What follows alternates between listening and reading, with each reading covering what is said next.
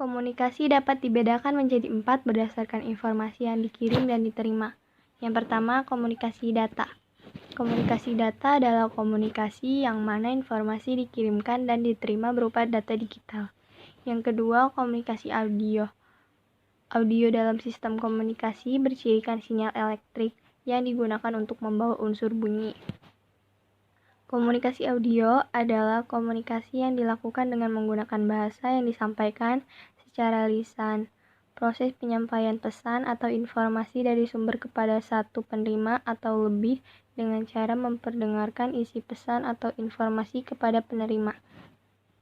Fungsi media komunikasi dalam bentuk audio adalah untuk melatih semua kegiatan dalam pengembangan keahlian yang berhubungan dengan unsur-unsur keterampilan pada fungsi pendengaran. Menjadi perangkat bantu bagi guru atau pelajar.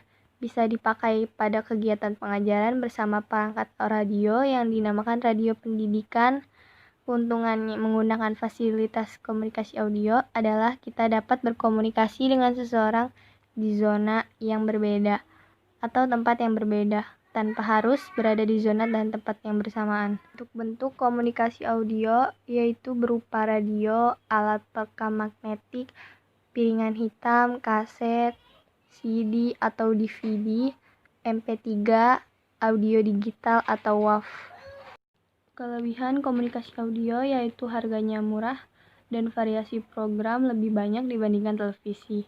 Sifatnya mudah untuk dipindah, bisa digunakan bersama-sama dengan alat perekam audio, bisa merangsang partisipasi aktif pendengar peserta didik, serta dapat memperkembangkan daya imajinasi. Dan kekurangan komunikasi audio yaitu memerlukan suatu pemusatan pengertian pada suatu pengalaman yang tetap dan tertentu, sehingga pengertiannya harus didapat dengan cara belajar yang khusus. Karena abstrak, tingkatan pengertiannya hanya bisa dikontrol melalui tingkatan penguasaan perbendaharaan atau kata-kata atau bahasa saja. Media ini hanya dapat melayani orang yang mempunyai kemampuan berpikir abstrak. Penampilan melalui ungkapan, perasaan, atau simbol analog lainnya dalam bentuk suara harus disertai dengan perbendaharaan pengalaman analog tersebut pada si penerima. Yang ketiga ada komunikasi video. Komunikasi video adalah sebuah alat komunikasi yang dapat ditangkap melalui visual atau penglihatan, atau singkatnya adalah sebuah alat komunikasi yang dapat dilihat oleh mata manusia. Komunikasi ini memungkinkan beberapa orang untuk bertemu pada saat yang sama tanpa memperdulikan tempat dan waktu. Bentuk-bentuk komunikasi video yaitu berupa gambar, diagram atau sketsa, bagan atau chart, dan grafik. Kelebihan komunikasi video yaitu analisis lebih tajam, mampu mengatasi keterbatasan pengalaman yang dimiliki oleh peserta didik.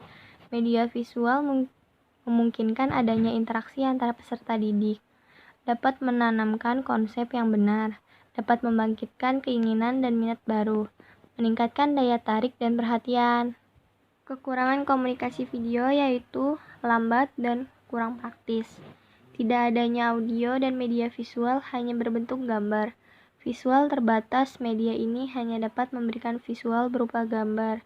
Biaya produktif cukup mahal karena media cetak harus mencetak. Yang keempat, ada komunikasi audio-video. Komunikasi audio-video adalah suatu alat komunikasi yang dapat ditangkap melalui pendengaran dan penglihatan. Televisi dan radio adalah media yang paling sukses menjadi pendorong perubahan. Contoh komunikasi audiovisual sebagai berikut. Ada film atau gambar hidup, video, televisi. Karakteristik utama teknologi audiovisual. Yang pertama, bersifat linear.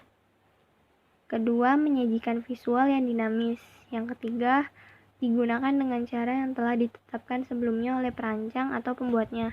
Yang keempat merupakan representasi fisik, proses di mana sebuah objek ditangkap oleh indera seseorang, lalu masuk ke akal untuk diproses yang hasilnya dari gagasan nyata atau gagasan abstrak. Komunikasi audiovisual mempunyai kelebihan dan kekurangan. Salah satunya adalah kelebihan dan kekurangan film. Kelebihan film yaitu dapat menggambarkan suatu proses, dapat menimbulkan kesan dan waktu. Suara yang dihasilkan dapat menimbulkan realitas pada gambar dalam bentuk ekspresi, dapat menyampaikan suara orang ahli sekaligus melihat penampilannya. Apabila film dan video tersebut berwarna, akan dapat menambah realitas objek, dapat menggambarkan teori, sains, dan animasi. Kekurangan film yaitu film bersuara tidak dapat diselingi dengan keterangan-keterangan yang diucapkan sewaktu film diputar. Audiensi tidak akan dapat mengikuti dengan baik jika film diputar terlalu cepat. Tampilan yang sudah lewat sulit untuk diulang kecuali memutar kembali secara keseluruhan. Biaya pembuatan dengan peralatannya cukup tinggi dan mahal.